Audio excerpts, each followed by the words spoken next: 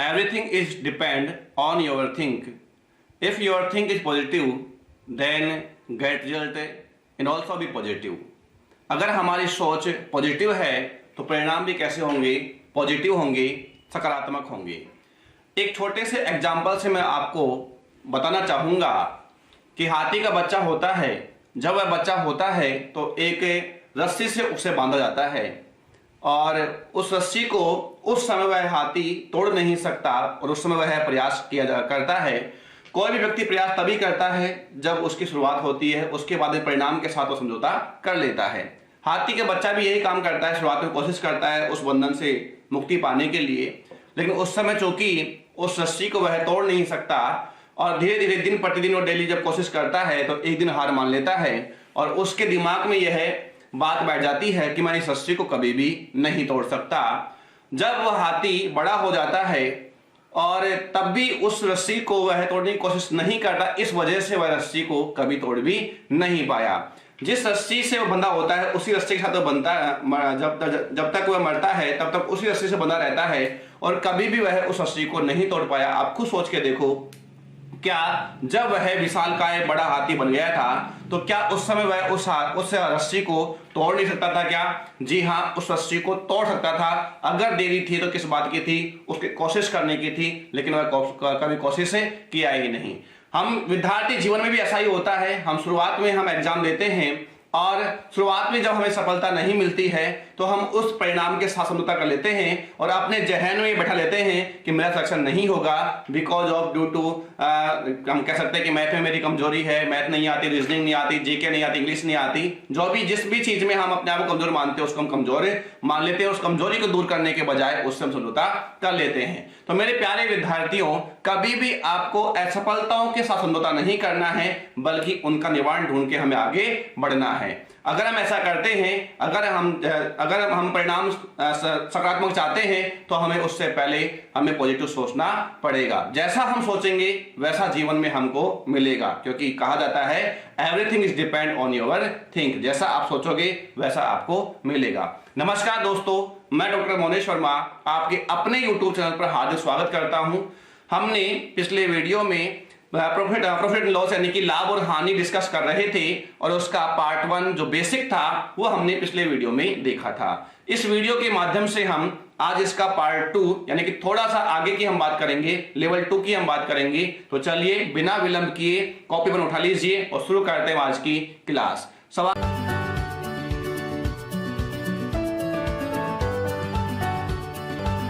Subscribe now and press the bell icon. Never miss an update.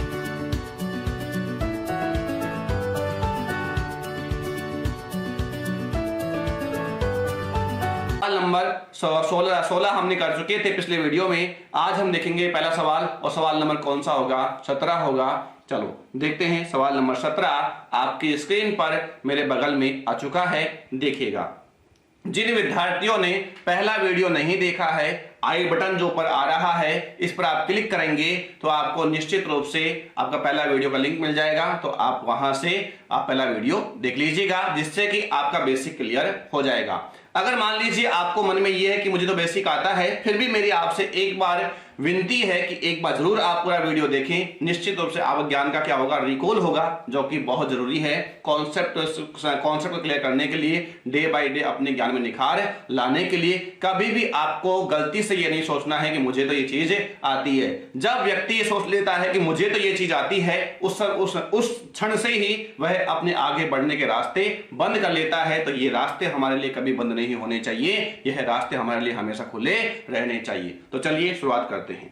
देखो मेरे प्यारे विद्यार्थियों, सवाल नंबर है 17, जहां लिखा हुआ है कि एक दुकानदार 20% का लाभ विक्रय मूल्य पर कमाता है। जनरली जो प्रॉफिट एंड लॉस का जो कैलकुलेशन होता है, गणना होती है, जैसा कि मैंने बताया था कल, किस पे होता है? लाभ हानि गणना हमेशा क्रय मूल्य या लागत मूल्य पे होती है, या यूं कहो तो आउट गोइंग पर होती है। किस पर होती है?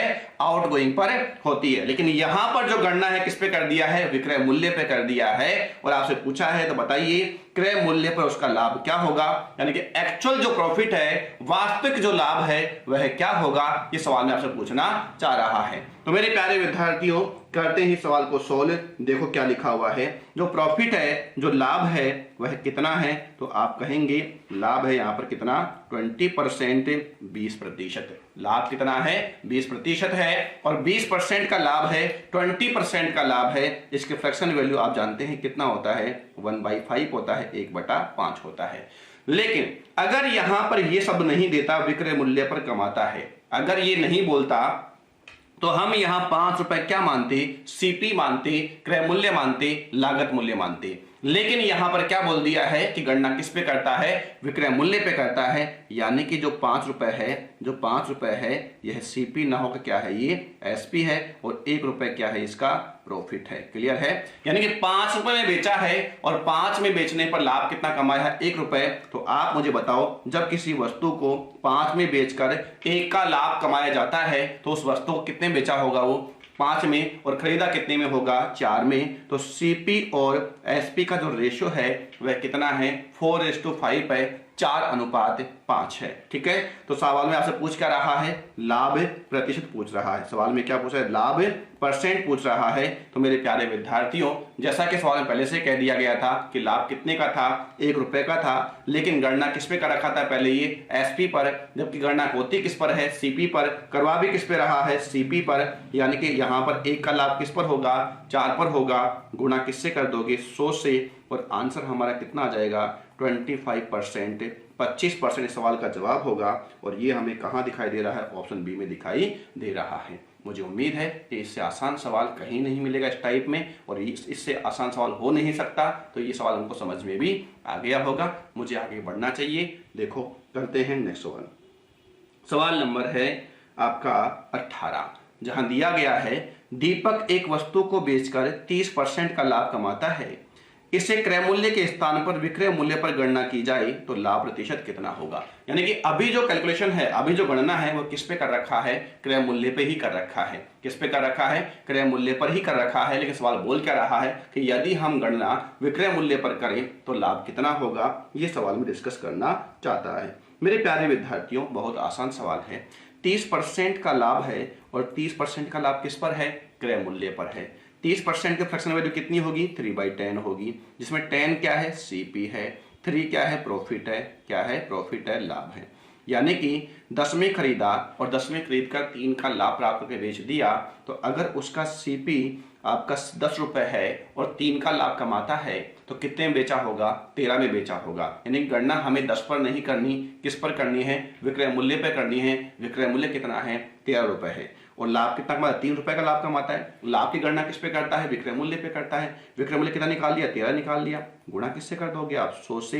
देन आंसर इज 300/13%, और 300/13% का मतलब हुआ कि कितना हो गया, 13 दूनी 26, 13 तिया 39। आंसर इज 23 कंप्लीट 1/13%, 23 सही 1/13%। इस सवाल का क्या होगा, जवाब होगा। और यह मुझे कहाँ दिखाई दे रहा है, ऑप्शन बी में दिखाई दे रहा है, जहां पर क्या लिखा हुआ है, 23.1%। तो यही क्या होगा, हमारे सवाल का जवाब होगा। मुझे उम्मीद है कि यह सवाल आपको समझ में आ गया होगा। बेसिक सवाल है, पेशेंस रखिए, धैर्य रखिए। बहुत अच्छे सवाल भी हम करने वाले हैं, लेकिन बार बार मैं आपसे कह रहा हूं, शुरुआत 0 से करेंगे तो हमें निश्चित रूप से समझ में अच्छा आएगा। और अगर आपको बेसिक आता भी है तो भी अगर आप इस वीडियो को देखते हैं तो जो आपका नॉलेज है वो रिकॉल होगा, और रिकॉल करना बहुत जरूरी है किसी भी चीज को अच्छे से समझने के लिए।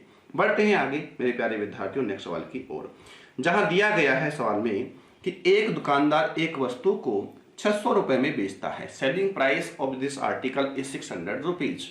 कितना है, 600 रुपए है। जो 600 रुपए है उस आर्टिकल का क्या है, सेलिंग प्राइस है, विक्रय मूल्य है। उसको विक्रय मूल्य का 1/5 1/5 भाग क्या होता है, लाभ होता है। विक्रय मूल्य का, क्रय मूल्य का नहीं, विक्रय मूल्य का। विक्रय मूल्य कितना है, 600, और 600 का 1/5 कितना हो गया, 120 रुपीज। कितना हो गया, 120 रुपए क्या हो गया, उसको लाभ हो गया। कब हुआ, 600 में बेचने पर। तो खरीदा कितने में होगा, 480 में खरीदा होगा। यहां तक की बात मुझे समझ में आ गई। मेरे प्यारे विद्यार्थियों, एक बात और आपको बोलना चाहूंगा कि जब भी आप सवाल को पढ़ें, आराम से समय देकर आप पढ़े। सवाल पढ़ने में कभी जल्दबाजी ना करें। अगर जल्दबाजी करनी है तो सवाल करने में करो, पढ़ने में कभी जल्दबाजी नहीं करो। वैसे तो मैं कहता हूं जल्दबाजी कहीं करनी ही नहीं है, लेकिन करनी है तो सवाल करने में करो, पढ़ने में मत करो। क्योंकि अगर जल्दबाजी में अगर आप सवाल गलत पढ़ लिया तो आप मान लीजिएगा सब कुछ आते हुए भी आप उसका उत्तर गलत देकर आ जाएंगे, जो कि बहुत बड़ी मिस्टेक होगी। आराम से पढ़िए, समय देकर पढ़िए, 10 सेकंड एक्स्ट्रा लगा दीजिए सवाल पढ़ने में, कोई टेंशन की बात नहीं है, लेकिन सवाल करने में आप जल्दी कर सकते हो। यदि दुकानदार इस वस्तु को क्रय मूल्य के 5/8 लाभ पर बेचे तो वस्तु का विक्रय मूल्य ज्ञात करो। सवाल में क्या पूछ रहा है? वस्तु का विक्रय मूल्य पूछ रहा है। मेरे प्यारे विद्यार्थियों, आप टेंशन बिल्कुल भी मत करो, आप मेरे साथ हैं। मैं आपको बिल्कुल कदम से कदम मिलाकर लेके चलूंगा और बिल्कुल जीरो लेवल से मैं आपकी जो नींव है उसको तैयार करते हुए चलूंगा। बस आपको मेरे पर भरोसा करना है और अपने आप पर भरोसा करना है, और कोई भी दूसरी चीजों का आपको बिल्कुल इन्फ्लुएंस नहीं होना है, भ्रमित नहीं होना है। इस बात को बस आपको ध्यान रखना है। विश्वास करो, पूरा करो, परिणाम क्या होगा? सकारात्मक होगा, पॉजिटिव होगा। एक दुकानदार एक वस्तु को 600 रुपए में बेचता है। कितने में बेचता है? 600 रुपए में बेचता है। उसको विक्रय मूल्य का 1/5 भाग लाभ प्राप्त होता है। तो मेरे प्यारे विद्यार्थी, ये हो गया 600। सिंपल सी बात है, सिंपल तरीके से मैं करता हूं। सिंपल तरीका क्या है कि जो चीज हमसे पूछा जाएगा वो कहाँ रहेगा? ऊपर। जैसे कि हमने पिछले वीडियो में डिस्कस किया था कि जो चीज पूछा जाएगा वो कहाँ रहेगा? ऊपर। दूसरा मान कहाँ चला जाएगा? नीचे। एसपी पूछा है, किसी वस्तु का एसपी पूछा तो उससे पहले हमें क्या चाहिए? सीपी चाहिए। क्या चाहिए हमारे पास में? सीपी होना चाहिए, वो हम निकालेंगे यहाँ पर। पूरा कैलकुलेशन नहीं करेंगे, पूरी गणना नहीं करेंगे, बस समीकरण सेट करेंगे, आंसर आ जाएगा। देखना, हमें चाहिए एसपी, तो एसपी बराबर, तो हमें सबसे पहले क्या निकालना पड़ेगा? इस आर्टिकल का सीपी निकालना पड़ेगा। और 600 में अगर देखा जाए तो 600 में क्या है? 1/5 का लाभ है। अगर 1/5 का लाभ है, यानी कि 5 में से लाभ कितने का है? 1 का, तो खरीदा कितने में होगा? 4 में। यानी कि यहाँ पर कितना आएगा? 4, और नीचे कितना आएगा? 5। क्लियर है? समझ में आई मेरी बात आपको? जो चीज हमें निकालना था वो कहाँ रहता है? ऊपर। दूसरा मान कहाँ रहेगा? नीचे। 1/5 का लाभ है, तो 1/5 का लाभ किस पर है? यहाँ पर कहा गया है विक्रय मूल्य पर है। अगर 5 रुपए क्या चीज है? विक्रय मूल्य है। उसमें 1 रुपए लाभ है, तो क्रय मूल्य कितना है? 4 रुपए। लेकिन सवाल में तो कुछ और ही पूछ रहा है। सवाल में क्या पूछ रहा है? 5/8 लाभ पर बेचे तो विक्रय मूल्य क्या होगा? 5/8 लाभ पर बेचे तो विक्रय मूल्य क्या होगा? यानी कि 8 की वस्तु पर लाभ कितने का चाहिए? 5 का। अगर 8 रुपए की वस्तु है तो लाभ कितने का चाहिए? 5 रुपए का लाभ चाहिए। अगर 8 की वस्तु पर लाभ 5 रुपए का चाहिए तो आप मुझे बताओ कितने में बेचोगे? 13 में बेचोगे। 8 की वस्तु का कितने में बेचोगे? 13 में बेचोगे। यानी मुझे क्या चाहिए? सेलिंग प्राइस चाहिए। सेलिंग प्राइस कितना आ गया? 13। कॉस्ट प्राइस कितना है इसका? 8 है ना? तो यहाँ पर कितना आ जाएगा? 13 आ जाएगा। नीचे कितना आ जाएगा? 8 आ जाएगा। मुझे उम्मीद है कि यहाँ तक अब कोई दिक्कत आपको नहीं हो रही होगी। अब देखो, अब काटना चाहो तो काट लीजिए। काटने के लिए 8 पंजे कितना हो गया? 40, तो 0 चला गया, और यहाँ कितना हो गया? 15 हो गया। कोई दिक्कत है इसमें किसी को? जी नहीं। 15 चौक कितना आ गया? 60। 13 कितना हो गया? 78। देन आंसर इज कितना हो गया? 780 रुपीज। कितना हो गया? 780 रुपए। इस सवाल का सही जवाब क्या होगा? 780 रुपए होगा। जब 780 में बेचा जाएगा तो 5/8 का क्या हो जाएगा? लाभ हो जाएगा। और सवाल में यही कहा गया था कि लाभ कितना चाहिए? 5/8 चाहिए। उम्मीद है कि बहुत अच्छा सवाल तो मैं नहीं कहूंगा, लेकिन थोड़ा सा लेवल का सवाल था, और जो आपको समझ, लेवल का नहीं, लैंग्वेज का सवाल था, वो आपको समझ में आ गई होगी। हम बढ़ते हैं आगे। देखो मेरे प्यारे विद्यार्थियों, देखो क्या कह रहा है। एक व्यापारी अपना लाभ खरीद पर जोड़ता है। खरीद का मतलब क्या है? क्रय मूल्य है। एक व्यापारी अपना लाभ खरीद पर जोड़ता है तथा दूसरा व्यापारी अपना लाभ विक्रय मूल्य पर जोड़ता है। एक जोड़ता है सीपी पर, एक जोड़ता है एसपी पर। दोनों विक्रय मूल्य बराबर हैं, यानी कि दोनों का विक्रय मूल्य क्या बताया गया है? बराबर बताया गया है। और दोनों ही व्यापारी 20% लाभ होने का दावा करते हैं। दोनों ही कह रहे हैं कि हमें लाभ कितने का हुआ है? 20% का हुआ है, 20% का हुआ है।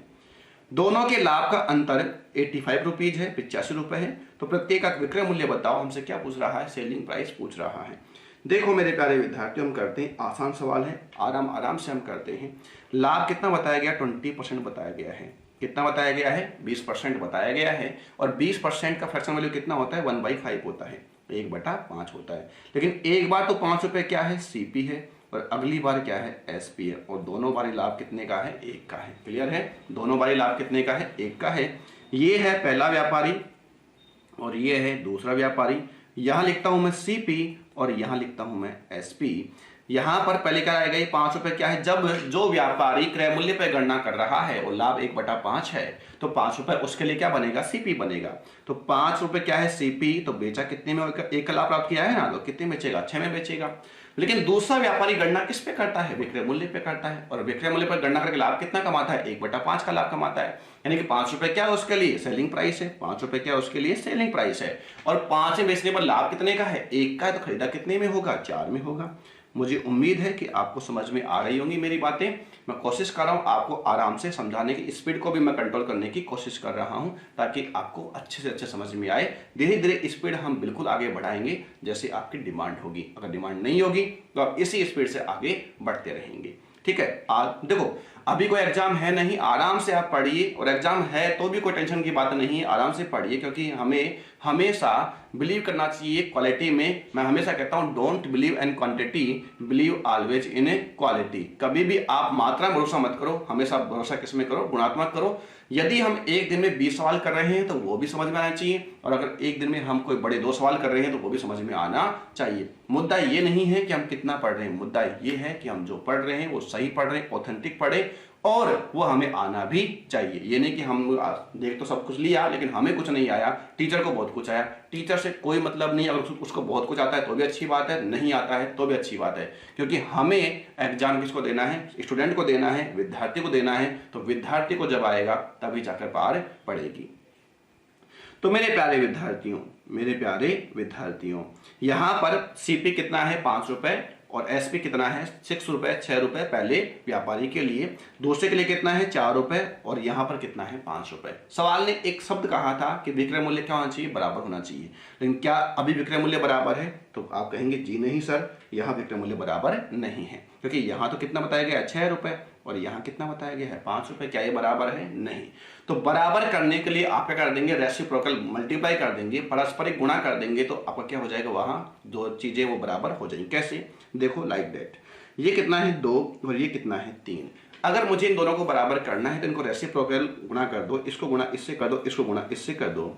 2 × 3, 3 × 2 = 6, और 6 हो गया बराबर, है ना। अगर मान लीजिए 2 संख्या ना होकर यहाँ पर 3 संख्याएं होती, कितनी होती हैं आप? 3 संख्या, जैसे लाइक दैट 2, 3 और 4 होता, तो मैं क्या करता? जिसको मुझे बराबर करना है उसको छोड़ देता, इसको छोड़ दीजिए, और बाकी बची संख्याओं से मल्टीप्लाई कर। 4 से कितना हो गया? 12 हो गया। ठीक है विद्यार्थियों, अब मुझे बराबर इसको करना है, तो यहाँ 4 दूनी कितना हो गया? 8 हो गया।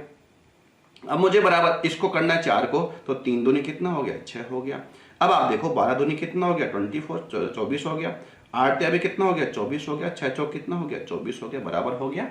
जिसको हमें बराबर करना है उसको छुपा लीजिए, उसको छोड़ दीजिए, बाकी बची संख्याओं से गुणा कर दीजिए, सभी संख्या क्या हो जाएंगी? बराबर हो जाएंगी। जो मैंने आपको यहाँ पर दिखा दिया है, प्रत्यक्ष प्रमाण की जरूरत नहीं होती, ये सब चीजें मैंने आपको बता दिया है। और डिस्कस करेंगे धीरे धीरे इन कॉन्सेप्ट्स की, आगे धीरे धीरे बातें करेंगे, सब समझ में आपको आ जाएगी। ठीक है, फिलहाल हम बराबर करते हैं किसको? 6 को और 5 को, और 6 को और 5 को बराबर करने के लिए मुझे करना पड़ेगा मल्टीप्लाई, और मैं करता हूं यहां पर मल्टीप्लाई, इसको करता हूं 5 से, इसको करता हूं 5 से, इसको करता हूं मैं 6 से। अगर किसी वस्तु के एसपी को 6 से या 5 से मल्टीप्लाई कर रहे हैं तो उसके सीपी को भी उतना ही गुना करना पड़ेगा जितना गुना आपने एसपी को किया है। तो आपने इस पहली वस्तु का, यानी पहले जो बिजनेसमैन है, पहले जो व्यापारी है, उसने किससे गुणा? एसपी को 5 गुणा किया है, तो सीपी को गुणा किससे कर दोगे? 5 से कर दोगे। ठीक है विद्यार्थियों, दूसरे व्यापारी ने क्या किया है? एसपी को 6 से गुणा किया है, तो सीपी भी गुणा किससे हो जाएगा? 6 से।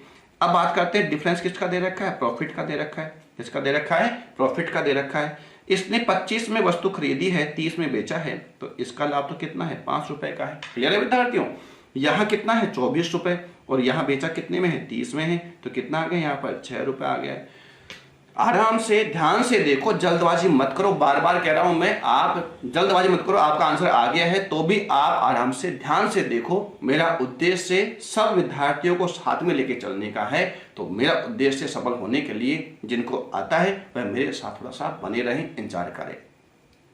तो देखो विद्यार्थी, यहां लाभ कितने का है? 5 का है। यहां लाभ कितने का है? 6 का है। डिफरेंस कितना है प्रॉफिट में? 1 का। यहां कितने का है? 85 का। तो 1 = कितना आ जाएगा? 85 रुपीज आ जाएगा। कितना आ जाएगा? 85 रुपए आ जाएगा। क्लियर है? 1 बराबर कितना है? 85 है। और 1 बराबर जब 85 है तो सवाल में क्या पूछा गया है? विक्रय मूल्य पूछा गया, सेलिंग प्राइस पूछा गया है। सेलिंग प्राइस यहाँ कितना है? 30 है, तो 30 बराबर कितना हो जाएगा? हम 85 को गुणा किससे कर देंगे? 30 से कर देंगे। इस प्रकार 0, 5 या 15, 8 या 24, कितना हो गया? 2550। इस सवाल का क्या होगा? सही जवाब होगा। और यह मुझे कौन से विकल्प में दिखाई दे रहा है? ऑप्शन डी में मुझे दिखाई दे रहा है, यानी इस सवाल का सही जवाब क्या होगा, ऑप्शन डी होगा। मुझे पता है, मुझे उम्मीद है कि एक बार समझाने में ही आपको समझ में आ गया होगा और आप नेक्स्ट सवाल का इंतजार कर रहे होंगे। तो चलिए आगे बढ़ते हैं नेक्स्ट सवाल की ओर। देखो मेरे प्यारे विद्यार्थियों, क्या दिया हुआ है। मोनेश लाभ की गणना विक्रय मूल्य पे करता है और मुनेश लाभ की गणना क्रय मूल्य पे करता है। मोनेश लाभ की गणना किस पे करता है, विक्रय मूल्य पे करता है, सेलिंग प्राइस पे करता है, और मुनेश लाभ की गणना किस पे करता है, कॉस्ट प्राइस पे करता है। देखो ऐसे मिलते जुलते सवाल अक्सर एग्जाम में आपको देखने को मिल जाते हैं, सीता गीता नीता रीता, है ना। तो उसमें वह यह सोच के देता है ताकि आप नामों में कंफ्यूज हो और आपकी गणना क्या हो जाए, कैलकुलेशन क्या हो जाए, गलत हो जाए। तो इसलिए मैं आपको ये सब कुछ प्रैक्टिस करवा रहा हूँ। जो एग्जाम के रिलेवेंट जो कुछ हो सकता है, तो एग्जाम के रिलेवेंट है, उनकी बात मैं आपसे बार बार करता हूँ विद्यार्थियों। उनके लाभ का अंतर 900 रुपए है। डिफरेंस बिटवीन इन प्रॉफिट्स कितना है, 900 रुपीज। जो लाभ का अंतर है कितना है, 900 रुपए का है।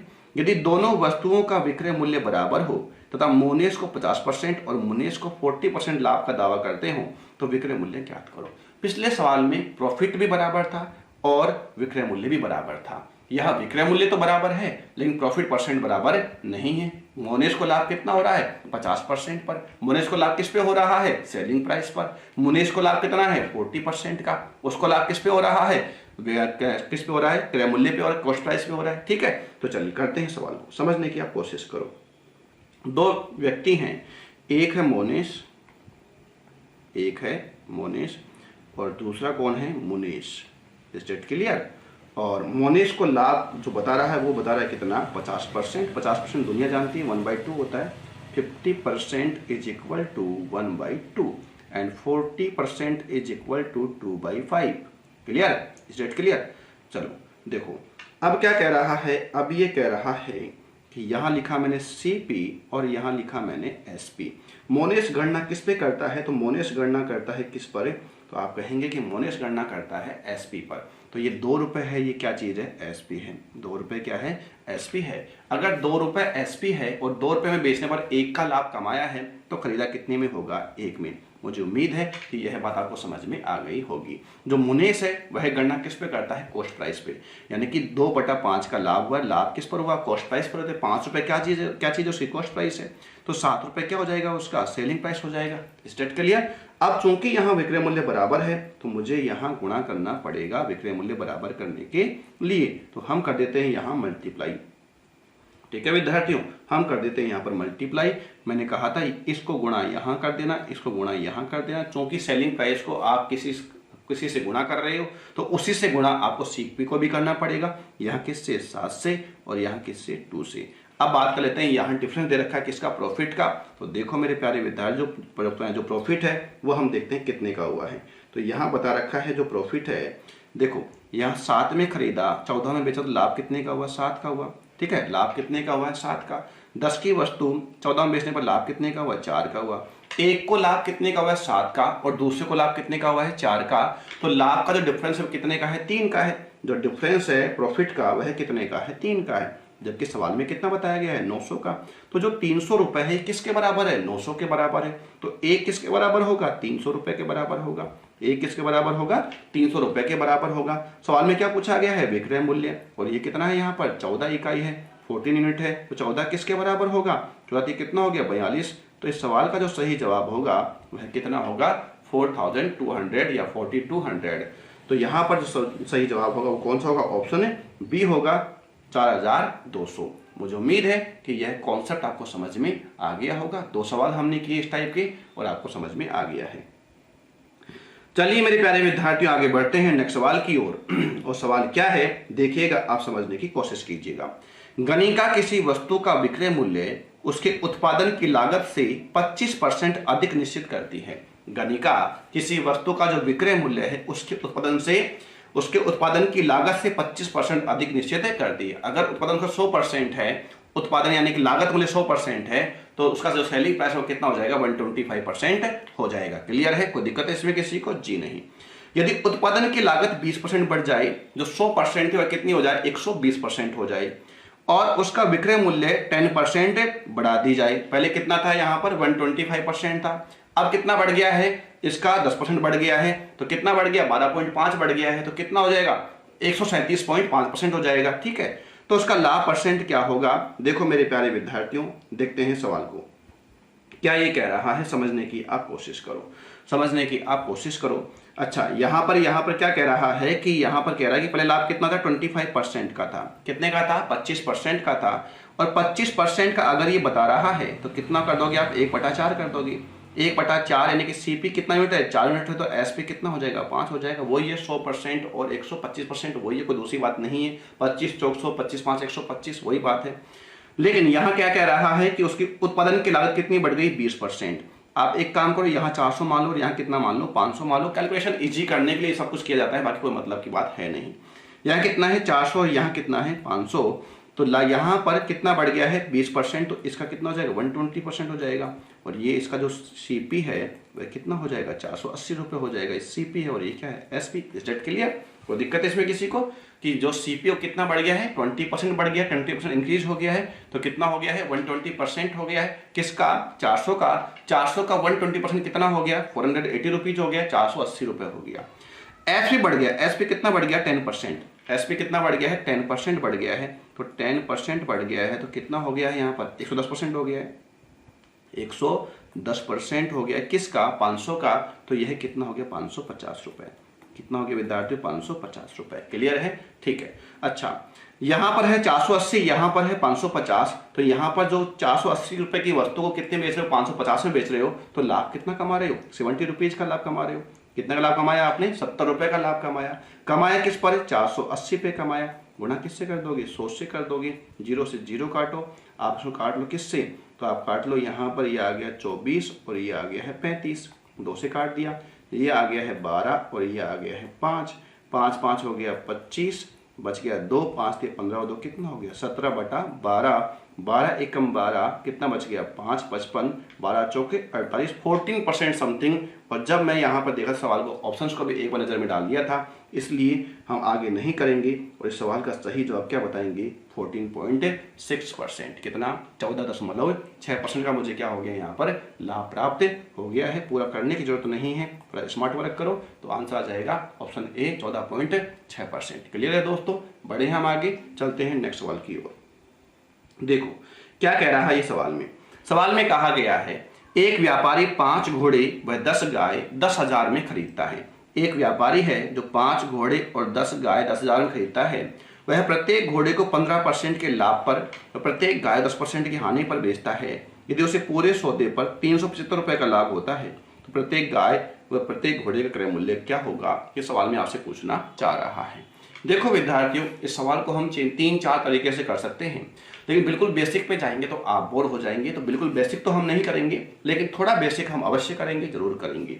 देखिए बढ़ते हैं, थोड़ा सा पेशेंस रखिए, धैर्य रखिए, आप लोग समझ में आएगा। यहाँ पर दे रखा है 5 घोड़े व 10 गाय कितने में खरीदता है, 10,000 में खरीदता है। कितने में खरीदता है विद्यार्थियों, 10,000 में खरीदता है। तो मैंने कहा कुल क्रय मूल्य कुल सीपी कितना है, 10,000 रुपये है। कितना है, 10,000 रुपये है, जिसमें क्या खरीदता है ये 5 घोड़े और 10 गाय खरीदता है। तो मैंने कहा 5 घोड़ों का सीपी मैंने क्या मान लिया है, x रुपये मान लिया है। माना 5 घोड़ों का सीपी क्या मान लिया मैंने, x रुपये मान लिया है। और 5 घोड़ों पर जो लाभ है वह कितना % बताया गया, 15% बताया गया। कितना है, 15%। तो x का निकालूंगा मैं क्या, यहाँ पर 15%। यह जो लाभ है किस पर हुआ है, यह लाभ घोड़ों पर हुआ है। किस पर हुआ है, घोड़ों पर हुआ है। अब बात करते हैं गाय। अगर 10 गाय का सीपी, 10 गायों का सीपी, अगर 10 गाय और 5 घोड़े 10,000 में खरीदता है और x रुपए में 5 घोड़े खरीदता है, तो 10 गाय कितने में खरीदता होगा, आप कहेंगे 10,000 माइनस x रुपये में, 10,000 माइनस x रुपये में। और इन पर क्या हो गया, इसको हानि हो गई। तो मेरे प्यारे विद्यार्थियों, हानि कितनी, 10% की हुई है। तो ये कितना हो जाएगा, आप कहेंगे ये हो जाएगा 10,000 माइनस x का कितना %, 10% हो जाएगा। क्लियर है, ये हानि है और ये क्या है, लाभ। और कुल मिलाकर ओवरऑल जो उसको हुआ है वह क्या हुआ है, 375 रुपये का लाभ हुआ है। कितने का लाभ हुआ है, 375 रुपीज का 375 रुपये का लाभ हुआ है। तो मैं क्या करूंगा, इस लाभ में से इसकी हानि की भागी कर दूंगा और बराबर में क्या कर दूंगा, 375 रुपये कर दूंगा, ताकि मेरे को यहाँ पर आंसर मिल जाए। तो ठीक है विद्यार्थी, कितना हो गया, 15x/100 हो गया, जो कि लाभ है। माइनस करना है मुझे क्या, मल्टीप्लाई दो 7 के साथ में, यहाँ पर कितना है, 1 लाख। माइनस कितना हो गया 10x बटा कितना कर दोगे 100 और बराबर कितना कर दोगे 375 रुपीज। एलसीएम ले लो पूरे का, एलसीएम कितना आ गया है 100 आ गया है। ये कितनी बार गया एक बार 15x, बाहर साइन किसका है माइनस का, ये ध्यान रखना है आपको अंदर जब आप लिखोगे तो यह कितनी बार गया एक बार, तो ये तो माइनस का ही रहेगा 1 लाख, माइनस की जगह ये किसका हो जाएगा प्लस का, कितना हो जाएगा 10x बराबर ये कितनी बार गया 100 बार, तो कितना हो गया 37,500। ठीक है विद्यार्थियों, अब इस एलसीएम को मतलब रह नहीं जाता, 15x किसका है माइनस का, सॉरी प्लस का, 10x भी किसका है प्लस का, तो कितना हो गया 25x। ठीक है विद्यार्थियों, बराबर ये 1 लाख किसका है माइनस का, इधर जाने पे किसका हो जाएगा प्लस का, तो कितना हो जाएगा 1,37,500 हो जाएगा। ठीक है, तो x इज इक्वल टू 25 5 125, 12 बच गया, 25 5 125 कितना आ गया 5500। 5500 रुपए क्या है x का मान है, और x क्या चीज है 5 घोड़ों का क्रय मूल्य है, और अगर 5 घोड़ों का क्रय मूल्य 5500 है तो एक घोड़े क्रय मूल्य कितना आ जाएगा आप 1100 रुपए आ जाएगा। कितना आ जाएगा, एक घोड़े क्रय मूल्य कितना है 1100 रुपए। अगर कुल क्रय मूल्य 10,000 रुपए है, 5500 रुपए खर्च करके आप 5 घोड़े खरीदते हो, तो शेष 4500 रुपए जो बच गए इसमें आपने क्या लिया है 10 गाय ली हैं, तो एक गाय की कीमत कितनी हो जाएगी 4500 बटा कितना कर दोगे 10, कितना हो जाएगा 450 रुपए।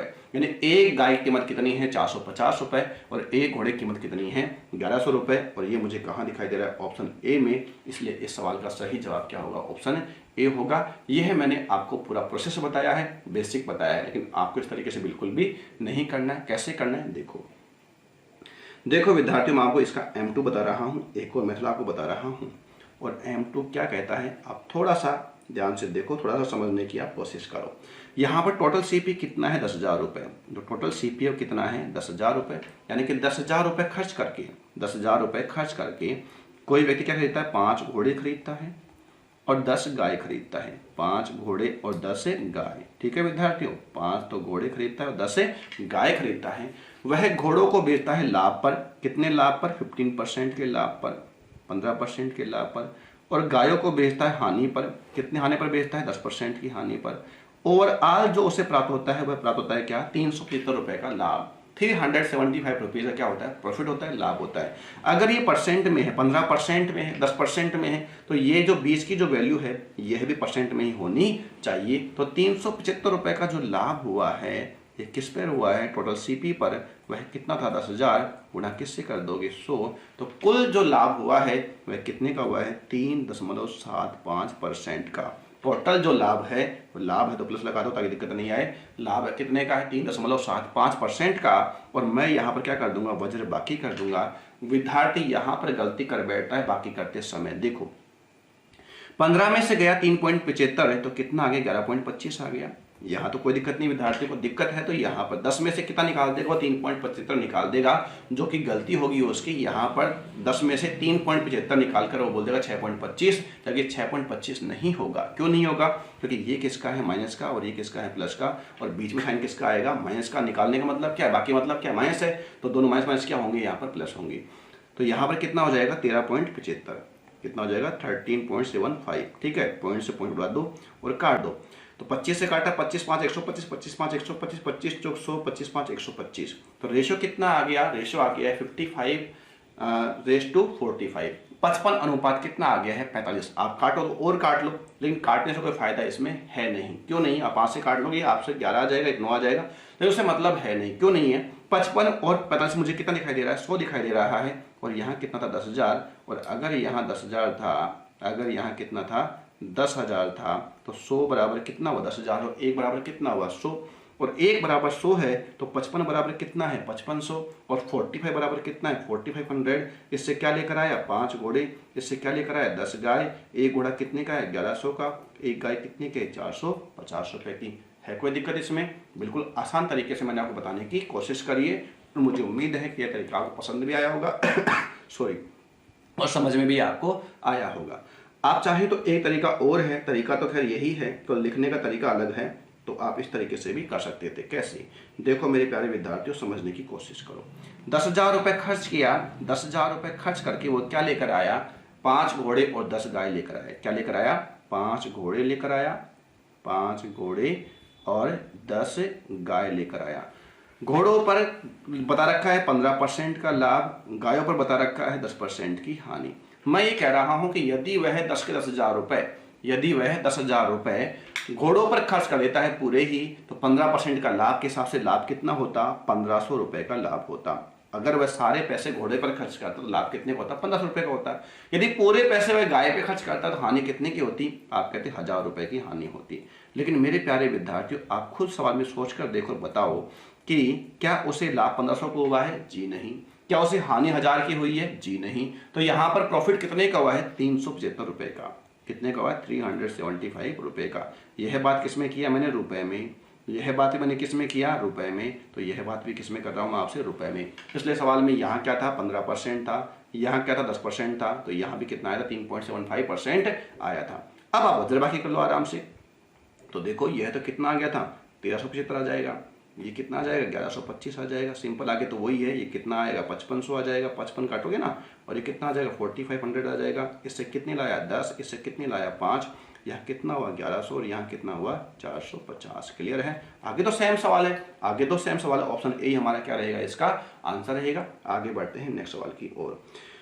मुझे उम्मीद है कि आपको ये चीजें समझ में आ रही होंगी। कोई भी दिक्कत आपको इसमें अभी तक नहीं हो रही होगी तो कोई बात नहीं है। अगर आपने अभी तक वीडियो को लाइक नहीं किया है तो मेरी आपसे गुजारिश है, वीडियो को लाइक कर दीजिए। आपके लिए मेहनत की जा रही है तो आप भी थोड़ा सा हमारे लिए करिए। जब आप लाइक करते हैं, जब आप शेयर करते हैं, कमेंट करते हैं, तो हमारे अंदर एक जज्बा आता है, एक एनर्जी आती है जिसको हमें बहुत जरूरत है, हमें सख्त जरूरत है उस चीज की। तो आप लोग करिएगा, लाइक कर दीजिए, जिससे कि आपको हमको एनर्जी मिले। ठीक है विद्यार्थियों, चलो क्या कहा गया है? एक व्यक्ति 5 मेज और 9 कुर्सियां, एक व्यक्ति 5 मेज और 9 कुर्सियां 7700 रुपीज में खरीदता है, अर्थात 7700 रुपए में खरीदता है। वह 10% लाभ पर मेजों को बेचता है और 20% लाभ पर कुर्सियों को बेचता है।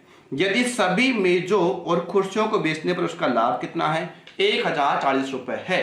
तो 3 कुर्सियों का क्रय मूल्य क्या होगा? इस सवाल को मैं आपको 2 तरीके से बताऊंगा। देखो करते हैं सवाल, बस आप समझने की कोशिश करते रहिए। बाकी सब कुछ आसान है, कुछ भी हार्ड नहीं है। हम डे बाय डे टॉपिक खत्म करते जाएंगे और एक दिन हमारा सिलेबस पूरा हो जाएगा और एक दिन हमें मैथ भी अच्छे से समझ में आ जाएगी। ठीक है, आपको एक ही काम दे रखा है कि आप बस लगातार वीडियो को देखते रहिए और नोट्स बनाते रहिए। आप एक भी दिन स्किप ना करें। एक वीडियो कम से कम आप 2 बार तो देखें ही देखें, कम से कम 2 बार, जिससे क्या होगा? क्लियरिटी आएगी। बाकी तो मैक्सिमम जितनी आपकी मर्जी जितनी बात है, लेकिन एक बार एक क्लास को कम से कम 2 बार देखें। देखो क्या कहा गया है, मैं आपको 2 तरीके से बता रहा हूं। पहला तरीका तो यही है कि वह कितने में खरीदता है? 7700 में खरीदता है। क्या खरीदता है विद्यार्थियों? तो वह खरीदता है 5 तो मेज खरीदता है, 5 मेज खरीदता है और 9 कुर्सियां खरीदता है, 9 चेयर्स खरीदता है। ठीक है विद्यार्थियों, इन 5 मेज पर क्या बोलता है? 10% का लाभ, और 7 इसमें 9 कुर्सियों पे क्या बोलता है? 20% का लाभ। यहाँ दोनों ही बार क्या हो रहा है? लाभ हो रहा है। एक बार कितने का है? 10% का, दूसरी बार कितने का है? 20% का है। इस सेट क्लियर? 10% कितना होगी? क्योंकि यहाँ मूल्य में है तो मैं कह रहा हूं कि 7700 में कितना खरीदा है? वो 5 मेज ही खरीदता, तो 10% का लाभ होने पर कितना होता? 770 रुपए का लाभ होता। कितने का लाभ होता? 770 रुपए का। और यहाँ 9 कुर्सियों पे लाभ 20% का है, तो 7700 का 20% कितना होता? 1540 होता। कितना होता? 1540। अगर वह 7700 में 5 मेज लेकर आता, 10% के लाभ के हिसाब से 770 रुपए का लाभ होता। यदि वह 7700 में 9 कुर्सियां खरीदता तो 20% के हिसाब से 1540 रुपए का लाभ होता। लेकिन मेरे प्यारे विद्यार्थियों, आप खुद देखो, क्या उसे लाभ 770 का हुआ है? जी नहीं। 1540 का हुआ है? जी नहीं। तो हुआ कितने का है? 1040 का। हुआ कितने का है? 1040 का लाभ हुआ है। तो यहां तो कितना आ गया? 500 आ गया। और यहां कितना आ गया? यहां पर आ गया है 1040 माइनस 770, 270 आ गया क्या? जी हाँ, 270 आ गया। क्लियर है? कोई दिक्कत है इसमें किसी को? जी नहीं। तो यहां पर 0 से 0 निकाल दो। ये कितना है? 50। ये कितना है? 27 बराबर कितना आ गया? 77। 77 इज इक्वल टू 7700, यानी कि 7 कितना आ गया? 7700 आ गया है। 77 यदि 7700 के बराबर है तो 1 किसके बराबर है? 100 के बराबर है। तो 1 बराबर 100 है, तो ये तो कितना आ गया? 5000 आ गया। और यह कितना आ गया? 2700 आ गया। 2700 में क्या लेकर आया? 9 कुर्सी लेकर आया। 2700 में क्या लेकर आया, 9 कुर्सी लेकर आया। 2700 में यदि वो 9 कुर्सी लेकर आता है तो हमसे पूछ रहा है 3 कुर्सियों का दाम, तो गुणा मैं किससे कर दूंगा, 3 से, और मेरे इस सवाल का सही जवाब कितना हो जाएगा, 900 रुपये हो जाएगा। मुझे उम्मीद है कि यह तरीका आपको अब समझ में आ गया होगा, लेकिन मैं आपको एक और तरीका बता रहा हूं, देखिएगा एक और तरीका क्या कहता है, समझने की आप कोशिश करो। देखो वह क्या लेकर आया, 5 टेबल लेकर आया और 9 चेयर लेकर आया, और कितने में लेकर आया, 7,700 में लेकर आया। इस पर लाभ कितना कमाया, 10% कमाया। इस पर लाभ कितना, 20%। 20% को क्या मैं इस तरह लिख सकता हूँ, 10% लिख सकता हूँ आराम से। और यहाँ पर कुल लाभ कितना बताया गया, 1040 का। मेरे प्यारे विद्यार्थियों, कम से कम लाभ 10% तो होना ही चाहिए, क्यों कि 10% तो यहाँ पर भी है और यहाँ पर भी है। अगर पूरे पर 10% का लाभ होता तो यह 7,700 का 10% कितना होता, 770 रुपये होता। तो यहाँ अधिक लाभ कितना है, 270 रुपये का अधिक लाभ है। आप खुद सोचो 270 रुपये का जो अधिक लाभ है ये किसकी वजह से है, क्योंकि यहाँ पर लाभ 9 चेयर पर लाभ कितने का है, 20% का है, और हमने अभी तक केवल 10% की गणना करी है, तो 10% बच रहा होगा। कितने चेयर का, 9 चेयर का। तो 9 चेयर का 10% इज इक्वल टू 270 हो जाएगा, 270 हो जाएगा, ठीक है। और अगर यहाँ पर 9 चेयर्स का 100% निकालो, 100% निकालूं तो बराबर कितना हो जाएगा, 27 हो जाएगा। यानी कि 9 चेयर का जो सीपी है, 9 चेयर का जो सीपी और कितना है, 2700 है। और अगर 9 चेयर का सीपी 2700 है तो 3 चेयर का सीपी कितना आ जाएगा, आप कहेंगे 900 रुपये हो जाएगा। मुझे उम्मीद है कि यह तरीका भी आपको समझ में आ गया होगा। नहीं आए दोबारा रिपीट करके देख लीजिएगा बाद में, तो आपको समझ में आ जाएगा। हमारा आंसर क्या आएगा, ऑप्शन ए आएगा। बढ़े हम आगे, देखते हैं नेक्स्ट सवाल की ओर। देखो मेरे प्यारे विद्यार्थियों, क्या सवाल में दे रखा है, सुधा ने रेनू को एक वस्तु 20% की हानि पर 576 रुपए में बेची।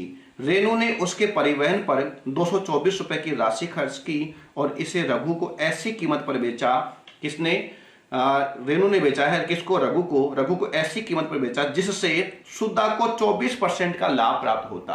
किसको, सुधा को। जो पहला विक्रेता है, जो कौन है, सुधा है, उसको लाभ कितने का होता, 24% का लाभ होता है। ऐसे मूल्य पर किसको बेचा गया है, रघु को बेचा गया है। रघु को बेचा किसने, रेनू ने बेचा है।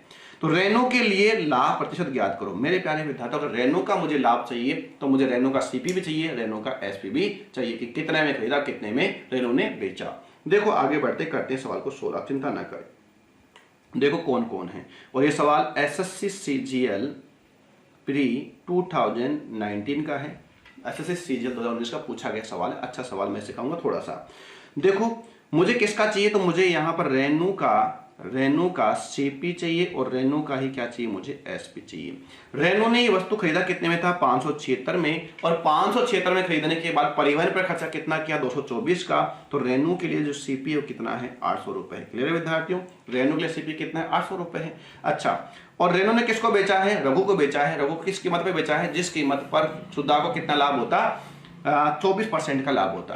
सुधा ने वस्तु कितने की बेची थी, रेनू को 576 की बेची थी। पर 576 की बेचने पर क्या हुआ था, इसको हानि हुआ था। हानि कितने की थी, 20% की। यानी 576 रुपए उस आर्टिकल का कितना परसेंट है, 80% है। लेकिन हमें तो कितना चाहिए, इसका 124% चाहिए। कितना चाहिए, 124% चाहिए। क्लियर है, कोई दिक्कत इसमें किसी को, कोई दिक्कत इसमें नहीं होनी चाहिए। अब एक तरीका मैं आपको और बता रहा हूं। अगर यहाँ सीपी 800 है, अगर यहाँ सीपी का जो बेस है मैं 100 रुपए कर दूं, कितना कर दूं, 100 रुपए, तो यहाँ पर बहुत आसान हो जाए कैलकुलेशन। ऐसा क्यों कर रहे हैं, ऐसा इसलिए कर रहे हैं कि यहाँ पर मुझे 800 में 100 दिखाई दे रहा है, मुझे 800 को 100 बनाना आसान भी है। और मैं जब 100 बना दूंगा इसको, तो मुझे आगे जब परसेंट लाभ की बात करेगा तो जितना 100 से अधिक होगा वही क्या होगा, लाभ परसेंट होगा। तो लाभ निकालने के बाद मुझे लाभ परसेंट की गणना नहीं करनी पड़ेगी। ये छोटी छोटी चीजें हैं, जो आपको वीडियो के माध्यम से सीखने को मिलेंगी। और आंसर लाना, सवाल बड़े तो है नहीं, आंसर तो कोई भी ले आएगा, लेकिन टेक्निक से, स्मार्ट वर्क से आंसर अगर लाते हैं तो बस वही एक बड़ी बात है। तो मैं क्या कर रहा हूं, इसमें 8 का भाग लगा रहा हूं। अगर 8 का भाग लगा कितना आ गया, 100। लेकिन अगर मैंने यहां 8 का भाग लगाया है तो मुझे यहां पर भी 8 का भाग लगाना पड़ेगा। क्लियर है। अब देखो 8 7 56, 8 दूनी 16, 8 नाम 72.9 आ गया, 9 चौक 36, 12 नाम 108 और 3 111, तो कितना आ गया, 111.6। 100 रुपए की वस्तु को कितने बेचा गया है? 111.6 में। तो 100 से कितना अधिक है? 11.6 है। तो इस सवाल का सही जवाब क्या होगा? 11.6% होगा। अब देखो मुझे यहाँ पर आगे लाभ परसेंट निकालने की जरूरत है नहीं पड़ी। ये फायदा किससे हो गया? जब मैंने बेस को कितना कर दिया? 100 कर दिया, 100 कर दिया। तो ये थोड़ा सा टेक्निक होता है, थोड़ा सा ये ट्रिकी मान सकते हो, या कॉन्सेप्ट आप मान सकते हो, या स्मार्ट वर्क आप मान सकते हो। जो नाम देना चाहे वो नाम दीजिए, लेकिन मैं तो कहता हूं समय बचाइए। ठीक है विद्यार्थियों, आगे बढ़ते हैं नेक्स्ट सवाल की ओर। क्या कहा गया है? बेईमान मिठाई वाला, टाइप स्टार्ट हो गई है, बेईमान मिठाई वाला। देखो क्या कह रहा है, एक बेईमान मिठाई वाला मिठाइयों को लागत मूल्य पर बेचने का दावा करता है, किंतु वह 1000 ग्राम की जगह 800 ग्राम वजन का इस्तेमाल करता है, तो उससे पूरे सौदे पर कुल कितने प्रतिशत का लाभ होगा? ये सवाल मैं आपसे पूछना चाह रहा है। मेरे प्यारे विद्यार्थियों, समझने की कोशिश करो। मैं सवाल को भी दो तरीके से बताना चाहूंगा, दो तरीके से। बस आप लोग मेरे साथ बने रहिए, बोर मत होइए, क्योंकि मैथ है, मैथ में आपको बोर बिल्कुल भी नहीं होना है। देखो करते हैं सवाल को, समझने की आप कोशिश करो। ये दो तरीके से सिर्फ और सिर्फ मैं आप के लिए बताता हूं, वरना एग्जाम में तो आपको एक तरीके से ही करना है। दो तरीके इसलिए बताता हूं ताकि बेस भी क्लियर हो जाए और आपको समझ में भी आ जाए। तो देखो मेरे प्यारे विद्यार्थी, मैंने कहा कि माना 1 ग्राम मिठाई की लागत मूल्य मैंने क्या मान लिया? 1 रुपए। आप 25 पैसा, 38 पैसा, 35 पैसा, 85 पैसा, 2 रुपया, 5 रुपए, कितना मान लीजिए, कैलकुलेशन आपको करना है। और जब बात खुद पे आती है तो हम तो यही चाहते हैं कैलकुलेशन कम से कम हो, और कम से कम कहां से हो सकती है? 1 रुपए से। तो माना 1 ग्राम का जो कॉस्ट प्राइस है, लागत मूल्य कितना मान लिया मैंने? 1 रुपए मान लिया। अब 1000 ग्राम बेचता है, बेचा तो 1000 रुपए, 1000 ग्राम नहीं, लेकिन कस्टमर तो क्या सोच रहा है कि मुझे कितना मिला? 1000 ग्राम मिल रहा है, तो पैसा कितने का? 1000 ग्राम का ही देगा। तो 1000 ग्राम का कॉस्ट प्राइस कितना होता? 1000 रुपए होता। कितना? 1000 रुपए। लेकिन क्या कस्टमर ने, क्या ग्राहक ने 1000 ग्राम मिला है उसको? जी नहीं, मिला कितना है? 800 ग्राम। तो उस 800 ग्राम मिठाई की जो लागत है वो कितनी होती? 800 रुपए होती। कितनी होती? 800 रुपए। यानी कि 800 रुपए की वस्तु कितने बेच दिया गया है? 1000 रुपए में बेच दिया गया, क्योंकि दुकानदार ने ग्राहक को केवल 800 ग्राम में दिया है, और 800 ग्राम का कॉस्ट प्राइस कितना था? 800 रुपए। लेकिन ग्राहक को क्या पता है, ग्राहक को क्या बोल के बेचा गया? कितना है? 1000 ग्राम है। तो यहां पर 200 ग्राम का क्या कर दिया है? इसमें गड़बड़ कर दिया है, बेईमानी कर दिया है। तो लाभ कितने का हो? 200 रुपए का होगा। रुपए की बात करें किस पर होगा? सीपी पर। सीपी कितना है? 800 गुणा किससे कर दोगे आप? 100 से। देन आंसर इज कितना हो जाएगा? 25%। जो इस सवाल का जवाब होगा वह कितना होगा? 25% होगा। ऑप्शन बी होगा। मुझे उम्मीद है कि यह तरीका बिल्कुल बेसिक था, समझ में आपको आ गया होगा। लेकिन इसका थोड़ा सा स्मार्ट वर्क करें तो क्या हो सकता था? देखो मेरे प्यारे विद्यार्थियों, समझने की कोशिश करो। सवाल ने क्या कहा कि 1000 ग्राम की जगह 800 ग्राम ही तोला, यानी कि 1000 ग्राम का कॉस्ट प्राइस ये किसके बराबर है? 800 ग्राम के सेलिंग प्राइस के बराबर। सवाल खुद कह रहा है कि 1000 ग्राम के कितना ग्राम तोल रहा है? 800 ग्राम ही तोल रहा है। तो 1000 ग्राम का जो सीपी है वह किसके इक्वल है? 800 ग्राम के एसपी के। तो मैं कह सकता हूं क्या यहाँ पर कि जो सीपी है वह तो कितना है? 800, और जो एसपी है वह कितना है? 1000। तो यहाँ पर सीपी हुआ 800 रुपए, एसपी हुआ 1000 रुपए। तो लाभ कितना कमाया आपने? 200 का। किस पर कमाया? 800 पर। गुणा वापस किया 100 से। तो आंसर कितना आया वापस इसमें? 25% आंसर आया। ऑप्शन बी आंसर आया। मुझे उम्मीद है कि यह तरीका भी आपको समझ में आ गया होगा। बढ़ते हैं नेक्स्ट सवाल की ओर। देखो मेरे प्यारे विद्यार्थियों, क्या कह रहा है?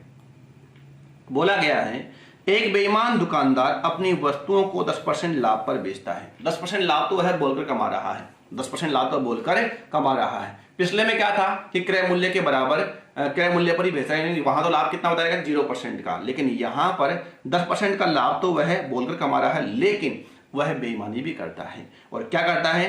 1000 ग्राम की जगह 800 ग्राम वजन का इस्तेमाल करता है। तो पूरे सौदे पर कुल कितने % का लाभ होगा? इस सवाल में आपसे पूछना चाह रहा है।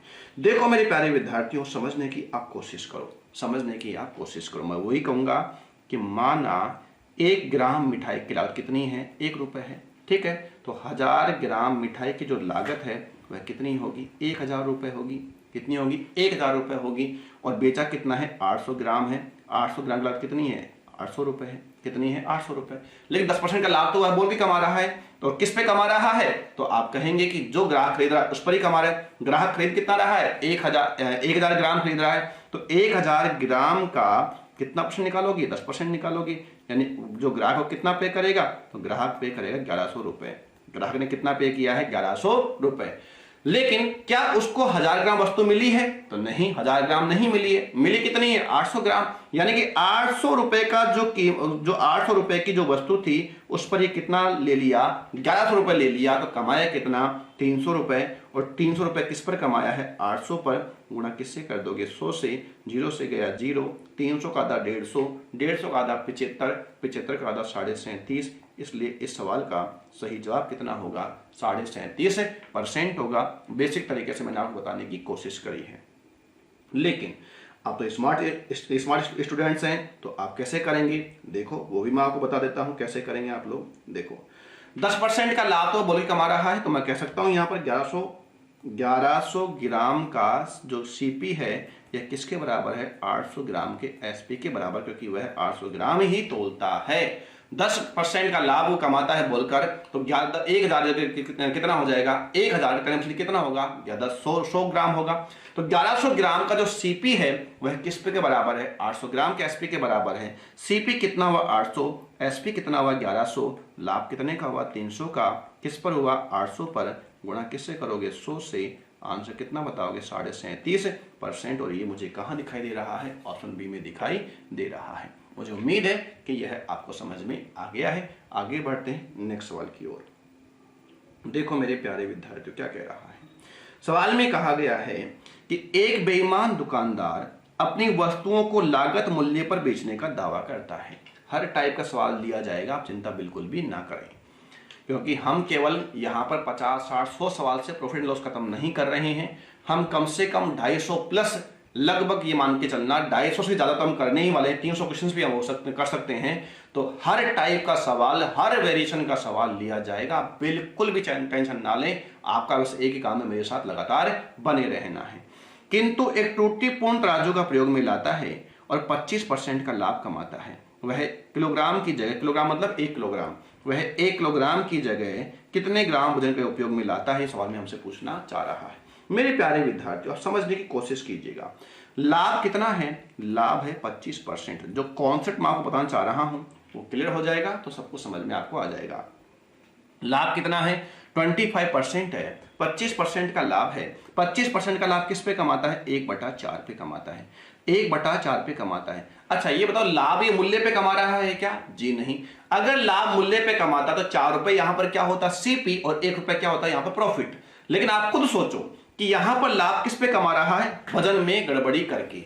और अगर लाभ यहां वजन में गड़बड़ी करके कमा रहा है, इसका मतलब वस्तुओं पे लाभ कमा रहा है। लाभ किस पे कमा रहा है? वस्तुओं पे कमा रहा है। और अगर वस्तुओं पे कमा रहा है तो आप मुझे बताइए, लाभ हानि गणना जब वस्तुओं पे की जाती है, कौन सी वस्तुओं पे करता है? बेची गई वस्तुओं पे करता है। कौन सी वस्तु पे करता है? बेची गई वस्तु, आउटगोइंग पर। तो आउटगोइंग मतलब क्या है? बेची गई वस्तुएं हैं, है ना। हमेशा लाभ हानि किस पे करते हो? आप आउटगोइंग पे करते हो। आउटगोइंग मतलब बेची गई वस्तुएं तो हैं। तो यहां पर जो आउटगोइंग है वो क्या है? बेची गई वस्तुएं हैं। तो यानी कि 4 यूनिट यदि वो बेचता है, 4 यूनिट यदि बेचता है तो उसमें लाभ कितने यूनिट का होता है? 1 यूनिट का क्या होता है? लाभ होता है। 1 इकाई क्या होता है? उसको लाभ।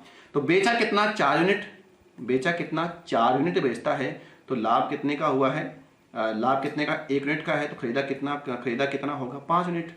खरीदा कितना होगा? 5 यूनिट। क्लियर है। अगर वह 4 ग्राम खरीदता है, 4 ग्राम बेचता है और 1 ग्राम का उसको लाभ हो गया है 4 ग्राम बेचने पर, तो खरीदा कितना होगा? 5 ग्राम खरीदा होगा। अगर 40 ग्राम बेचता है, 10 ग्राम का लाभ हो गया है, तो खरीदा कितना होगा? 50 ग्राम खरीदा होगा। अगर 400 ग्राम बेचता है, 100 ग्राम का अगर लाभ होता है तो खरीदा कितना होगा? 500 ग्राम खरीदा होगा। क्लियर है। तो हमारे पास में रेशो आ गया है, खरीदा कितना और बेचा कितना, इसका रेशो कितना आ गया है? 5:4। तो सवाल में क्या कहा गया है कि 1 किलोग्राम की जगह कितना वजन इस्तेमाल करना चाहिए? तो 1 किलोग्राम जो खरीदा है वह किसके बराबर है? 5 के बराबर है। गुणा किससे करोगे? 4 से। देन आंसर कितना आएगा कि 1 किलोग्राम की जगह यदि वह 800 ग्राम वजन का इस्तेमाल करेगा तो उसको निश्चित रूप से 25% क्या हो जाएगा? प्रॉफिट हो जाएगा। 25% क्या हो जाएगा? लाभ हो जाएगा। मुझे उम्मीद है कि यह सवाल समझ में आ गया होगा। एक नहीं, दो नहीं, मैं आपको 3-3 सवाल अलग से बताने वाला हूं। आप देखिएगा नेक्स्ट सवाल। चिंता ना करें, बिल्कुल भी चिंता ना करें, हम सवाल करेंगे, सब समझ में आपको आ जाएगा। एक बेईमान दुकानदार अपनी वस्तुओं को लागत मूल्य पर बेचने का दावा करता है, किंतु एक त्रुटिपूर्ण तराजू को प्रयोग में लाकर 15% का लाभ कमाता है। तो 690 ग्राम के स्थान पर वह कितने वजन का इस्तेमाल करेगा, ये सवाल मैं आपसे पूछना चाह रहा है। तो मेरे प्यारे विद्यार्थियों, आप समझने की कोशिश कीजिएगा सेम टू सेम वैसा सवाल है या नहीं है। जी हाँ, सेम टू सेम वैसा ही सवाल है, और अगर आपको समय दिया जाए तो निश्चित रूप से अब आप इसका आंसर बता पाएंगे। तो आप अभी अलग से मत करिए, आप मेरे साथ सवाल को सोल्व करिए। अरे भाई 15% का लाभ है ना, कितने का लाभ है? 15% का, मतलब क्या हुआ? 3/20 का लाभ। लेकिन ये मूल्य नहीं है, लेकिन ये मूल्य नहीं है, ये क्या है? तो आप कहेंगे कि ये हमारा है, हाँ जी, आप कहेंगे कि ये जो दे रखा है ये लाभ किस पे कमाता है? वस्तुओं पे कमाता है। और अगर वस्तुओं पे लाभ कमाता है तो यहां पर 20 यूनिट बेचता है, तो लाभ कितने का? 3 यूनिट का है। तो खरीदा कितना यूनिट होगा? 23 यूनिट होगा। तो बस हमको रेशो किसका चाहिए? खरीदा और बेचा का। रेशो किसका चाहिए? खरीदी गई वस्तु और बेची गई वस्तुओं का। अगर 20 वस्तुएं बेचता है तो उसे लाभ कितने वस्तुओं का होता है? 3 वस्तुओं का होता है। तो खरीदा कितना होगा? 23 वस्तुएं खरीदा होगा। क्लियर है? कोई दिक्कत इसमें किसी को होनी भी नहीं चाहिए। लेकिन यहां तो कितना कह रहा है? 690 कह रहा है। तो 690 ग्राम किसके बराबर है? 23 के बराबर है। गुणा किससे कर दोगे? 20 से। 23 दिया कितना हो गया? 69। 3 दूनी कितना हो गया? 6। तो आंसर कितना आ गया है? 600 ग्राम। 690 ग्राम की जगह यदि वह 600 ग्राम वजन का इस्तेमाल करेगा तो निश्चित रूप से अपने सौदे में 15% का लाभ कमाएगा। किसमें? तोल में गड़बड़ी करके। और कब? जब वह क्रय मूल्य पर बेचता है। यहाँ लिखा हुआ है एक दुकानदार अपनी वस्तुओं को लागत मूल्य पर बेचने का दावा करता है। अगर वह पैसे में कोई लाभ नहीं कमा रहा है, पैसे में वह क्रय मूल्य पर बेचने का दावा करता है, तो निश्चित रूप से उसको यहाँ पर वजन में क्या करना पड़ेगा? 690 ग्राम की जगह 600 ग्राम वजन तोलना पड़ेगा, जिससे कि उसको लाभ, जो उसका डिजायर प्रॉफिट है वो कितना है, रिक्वायर्ड प्रॉफिट है वो कितना है? 15% है। वो तभी संभव है जब 690 ग्राम की जगह 600 ग्राम तोलेगा। ठीक है विद्यार्थियों, एक और सवाल करेंगे, आप चिंता ना करें। देखो नेक्स्ट सवाल क्या लिखा हुआ है। एक बेईमान दुकानदार अपनी वस्तुओं को लागत मूल्य पर बेचने का दावा करता है, किंतु एक त्रुटिपूर्ण तराजू का इस्तेमाल करता है और 6 सही 18/47%, कितना? 6 सही 18/47% का लाभ कमाता है। तो 1000 ग्राम के स्थान पर वह कितने ग्राम वजन का उपयोग करता है? सिर्फ और सिर्फ सवाल इसकी वजह से लिया गया है 6 से 18/47% के हिसाब से, कि अगर कोई ऐसी परसेंटेज आ जाती है तो घबराना नहीं है। घबराने की जरूरत तो बिल्कुल भी नहीं है। क्यों नहीं है? क्योंकि हमने परसेंटेज कंप्लीट कर लिया है। ठीक है विद्यार्थियों, चलो देखो मेरे प्यारे विद्यार्थियों, आप समझने की कोशिश करो। दे रखा है 6 सही 18/47% का मतलब क्या हुआ? तो आप कहोगे कि 6 चौक 24 240 और 7 6 42, तो कितना हो गया यहाँ पर? 282 हो गया। 282 18 कितना हो गया? 300 हो गया। 300/4700, इट मीन्स इसका मतलब है 3/47। कितना है? 3/47। ये क्या है? बेची गई वस्तुएं। ये क्या है? लाभ की वस्तुएं। तो सिंपल सी बात है, ये खरीदी गई वस्तु और ये बेची गई वस्तु। बेचा कितना है? 47। बेचा कितना है? 47। खरीदा कितना था? 50। 3 अधिक 3 का लाभ, तो 3 अधिक यहां पर क्या होगा? खरीदा होगा। तो 50 इकाई खरीदता है तो 47 इकाई बेचता है। इस प्रकार उसे 6 सही 18/47% का लाभ हो जाता है। लेकिन पूछ क्या रहा है? 1000 ग्राम के स्थान पर। तो 1000 ग्राम ये किसके बराबर है? 50 के। गुणा किससे कर दोगे? 47 से। यह कितनी बार भाग गया? तो आप कहोगे 20 बार भाग गया। आंसर कितना आ जाएगा? 94 ग्राम। 940 ग्राम अगर वह 1000 ग्राम की जगह इस्तेमाल करता है तो निश्चित रूप से जो उसका डिजायर प्रॉफिट है, रिक्वायर्ड प्रॉफिट है, कितना? 6 सही 18/47% क्या हो जाएगा? उसको लाभ हो जाएगा अगर वह ऐसा करता है तो इस सवाल का सही जवाब मुझे कहां दिखाई दे रहा है? ऑप्शन सी में दिखाई दे रहा है। इस सवाल का सही जवाब होगा ऑप्शन सी होगा। ठीक है विद्यार्थियों, बढ़ते हैं आगे नेक्स्ट सवाल की ओर। तो चलिए मेरे प्यारे विद्यार्थियों, इस टाइप में हम इतना ही रखते हैं। लगभग 1 घंटे का कंप्लीट क्लास हो चुकी है, तो आज हम इतना ही रखते हैं। मिलते हैं आपसे जल्द ही नए टाइप के साथ, नए सवालों के साथ। तब तक आप इस वीडियो को देखकर नोट्स बना लीजिए, जिससे कि आपको पीछे में दिक्कतें नहीं आए। स्टेप बाय स्टेप हमारे क्लियर होती जाए। तो आप इतना काम करिए, जो भी वीडियो आपने नहीं देखे, यदि पिछला वीडियो नहीं देखे तो उसको भी देखें, इसको भी कंप्लीट देखें और नोट्स बनाइए। तो मिलते हैं आपसे जल्द ही नए वीडियो के साथ, नए टाइप के साथ। तब तक आप सावधान रहिए, सतर्क रहिए और पढ़ते रहिए। जय हिंद, जय भारत।